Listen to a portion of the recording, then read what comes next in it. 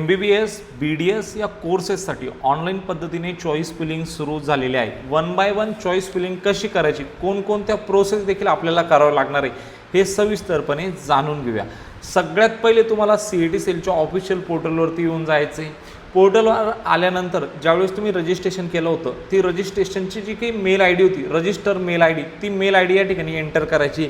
त्यानंतर रजिस्ट्रेशनच्या वेळी जो काही तुम्ही पासवर्ड देखील सेट केलेला होता तो पासवर्ड तुम्हाला या ठिकाणी काय करायचं आहे, पोर्टलवरती एंटर करायचा आहे। ओके, पासवर्ड एंटर केल्यानंतर साइन इन वरती क्लिक करायचं आहे। नंतर नेक्स्ट पेजवर तुम्ही रिडायरेक्ट होणार। त्यानंतर तुम्हाला सेंट्रलाइज ॲडमिशन प्रोसेस याच्यावरती क्लिक करायचं आहे आणि त्याही नंतर मेडिकल अँड आयुष एज्युकेशन याच्यावरती क्लिक करून UG bachelor of medical and Ayush education या स्टेटसवरती क्लिक करायचं आहे। तुम्ही नेक्स्ट पेजवरती काय होणार, रिडायरेक्ट होणार। आता या ठिकाणी कॉलेजेसला प्राधान्य कसं द्यायचं, 3 डॉटवरती क्लिक करायचं आहे आणि प्रेफरन्स राऊंडवरती याच्यावरती क्लिक करायचं आहे। ओके, नंतर तुम्ही क्लिक केल्यानंतर समोर एक नवीन पेजवरती काय होणार, रिडायरेक्ट होणार। आता बघू शकता तुम्हाला या ठिकाणी तुमचे काय बघायची आहे, इलिजिबिलिटी चेक करायची। तर थोडक्यात चेक इलिजिबिलिटीवरती जर तुम्ही क्लिक केलं, तुम्ही इलिजिबल आहात का MBBS BDS साठी। बघा आता मी क्लिक केलंय, परत तोच पेज आलाय, पण आता इथं add preferences and make payment both quota असे 2 ऑप्शन आलेले। मग पेमेंट काय बोलतोय सरा, तर बघा जर तुम्हाला IQ कोट्यातून जायचं असेल, ओके, थोडक्यात मॅनेजमेंटमधून जर तुम्हाला चॉईसेस भरायचे असेल तर तुम्ही मेक पेमेंट बोथ कोटावरती जर क्लिक करून 5,000चा पेमेंट करायचा आहे। ओके, फक्त तुम्हाला स्टेट कोट्यातूनच करायचं असेल तर फक्त ॲड प्रेफरन्सेसवरती क्लिक करून प्रोसीड समोर करायचा आहे। स्टार्ट डेट बघू शकता 26/8/2026 4 वाजता हे सुरू झालेलं आहे। शेवटची जी तारीख असणार आहे 29/8/2026 असणार आहे। संध्याकाळचे 5:30 वाजेपर्यंत काय चालणार आहे, पोर्टलवरती तुमच्या चॉईस फिलिंग चालणार आहे।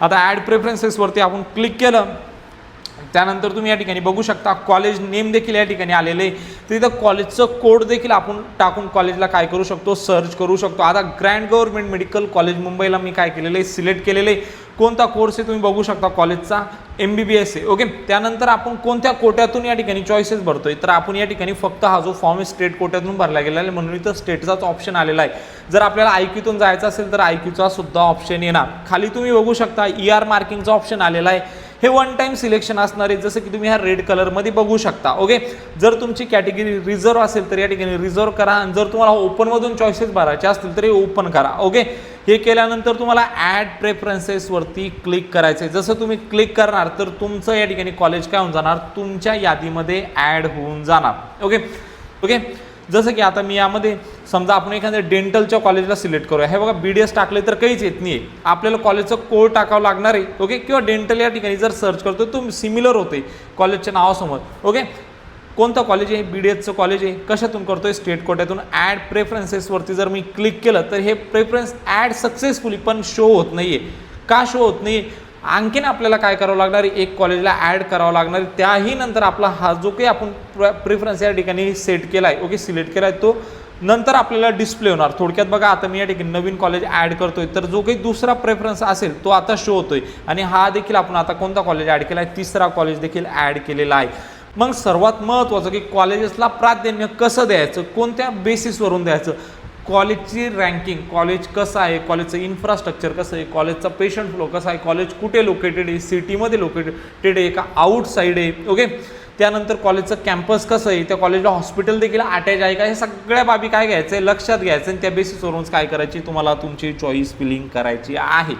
सर चॉईस फिलिंगची लिस्ट कशी बनवायची आताच देखील मी तुम्हाला सांगितले आणि त्याहूनही महत्त्वाचं तो कॉलेजचा कट ऑफ तुमच्या कट ऑफमध्ये बसतोय का, हे सगळ्यात महत्त्वाचं आहे, बरोबर। त्याही नंतर जर तुम्हाला सपोज 550 मार्क असतील आणि तुम्ही 500वर भेटणारा कॉलेजला जर पहिलं प्राधान्य देताय तरी 550 मार्क घेऊन सुद्धा काही फायदा नाही। चॉईस फिलिंग खूप व्यवस्थितपणे करा। ओके, चॉईस फिलिंगची जर लिस्ट हवी असेल तर आमच्यासोबत तुम्ही कॉन्टॅक्ट करू शकता। आमची जी फीस असणार आहे ती 5,000 रुपये असणार आहे।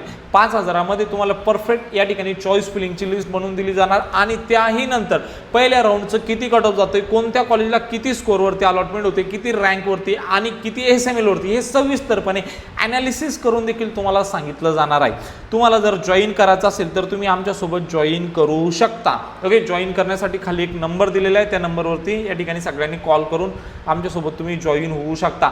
देखील 5,000 मध्ये राऊंड 1 पासून तर काउन्सिलिंग संपेपर्यंत संपूर्ण मार्गदर्शन देखील तुम्हाला त्यासोबत केले जाणार आहे. आणि त्याही नंतर तुम्हाला तुमचे जसं प्रेफरन्स तुम्ही या ठिकाणी तुमचे सगळे जे कॉलेजेस आहेत त्यांचे प्राधान्य कंप्लीट झाले का काय करायचे, लॉक प्रेफरन्सेस वरती क्लिक करायचे. याच्यावरती तुम्ही सगळे तुमच्या डिटेल बघू शकता आता. ओके, जर दिलेली माहिती आवडली असेल तर चॅनलला नक्कीच सबस्क्राईब करायचे.